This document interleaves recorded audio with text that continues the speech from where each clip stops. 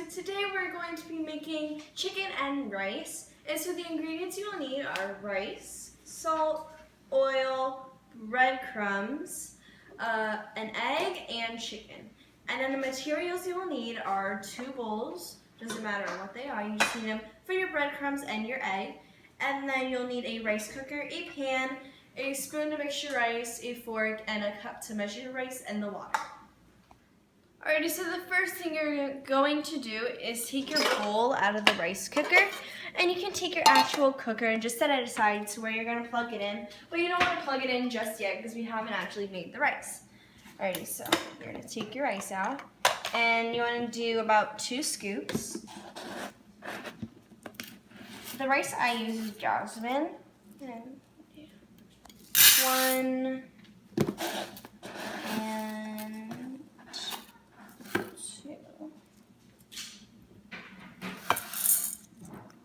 Right, now we have to clean the rice to get all the fiber out, because once you start cooking it, there will be some, it will bubble up and it will overflow. So you want to make sure you clean it.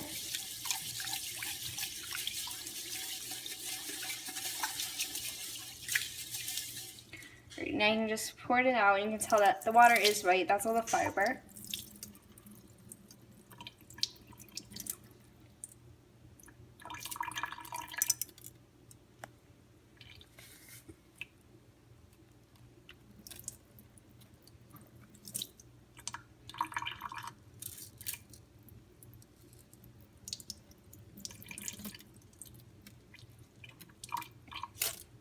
Alrighty, so we have cleaned out our rice. I'm just going to set that aside right here. And the rice will stick to your hands. So you can either put it back into the bowl, depends on who you're serving it to, or you can just go ahead and set it to the side. Alrighty, so now you're going to take your cup and you're going to fill it up. You're going to put 2 cups of water into your rice. So you have 2 cups of rice, and now this is where you're going to go ahead and plug in your rice cooker. So we're going to go ahead and plug it in. Go ahead and set it right here, and then you can go ahead and press down and hit cook. But you don't put the lid on just quite yet. You're going to go and take some salt, but not too much.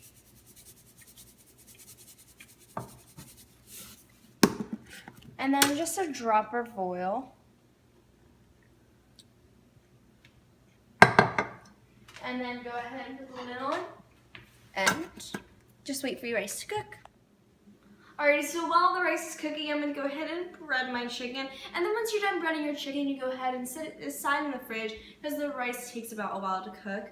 So I'm going to go ahead and crack my egg. As you already see, I've already poured the breadcrumbs in. But you want to keep your breadcrumbs close because you might have to put a little more depending on how many pieces of chicken you're serving. I'll go ahead and crack my egg. Alrighty, and we're going to throw that away. And then I'm going to take a fork. You don't have to take your whisk or anything. And you can just go ahead and pretend like you're scrambling eggs. So you want to go ahead and break the yolk and mix that around. You might have to use another egg depending, as I said, on how much chicken you're making.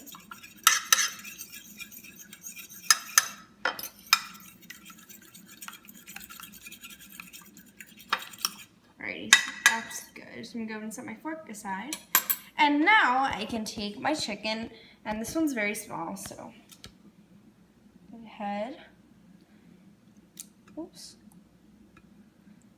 Ugh. So you have that, and then go ahead and put it in the breadcrumbs.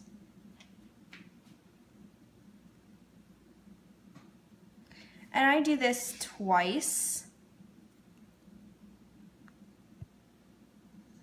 just so, because these certain breadcrumbs, they do fall off, so I do it twice.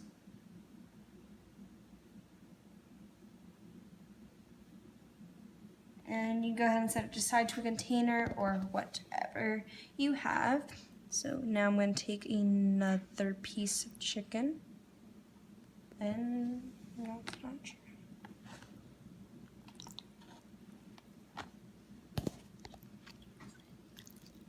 And you do the same thing.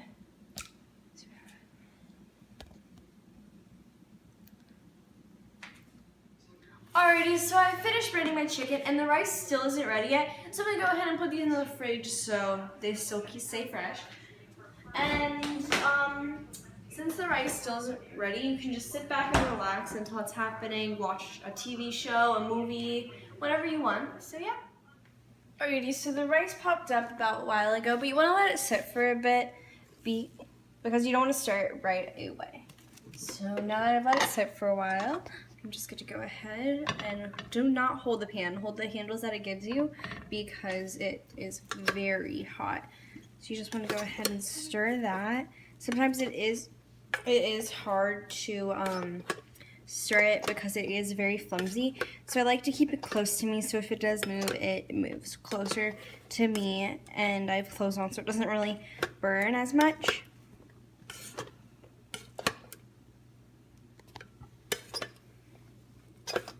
Alrighty, so that should be enough. So you can go ahead and put the lid on. Alrighty, so now you're going to take your oil. Go ahead and put a little on there. And then you're going to go ahead and start your stove. I have a gas stove, so I have to make sure that I don't leave the gas on for too long. And then you're going to go ahead and just move around your oil so it goes all over the pan. And now you're going to wait for it to get hot. Alright, so the pan has gotten hot, and you will see that the oil starts to go away. So once you see that, you know that it is hot. We're going to do that? No. Keep going. Okay. So once you see the oil start to dissolve, you know it's hot. So our pan is hot, so I'm going to go ahead and turn it down just a bit so the oil doesn't completely dissolve. So I'm just going to take my chicken in order to test it to really, really know. You're going to do the sizzle check, and it's ready. Maybe a little more heat. So you're going to go ahead and do that. You might have to add another thing of oil, but it depends.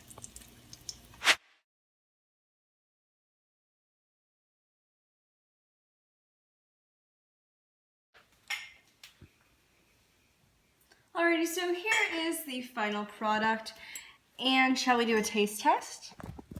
Alrighty.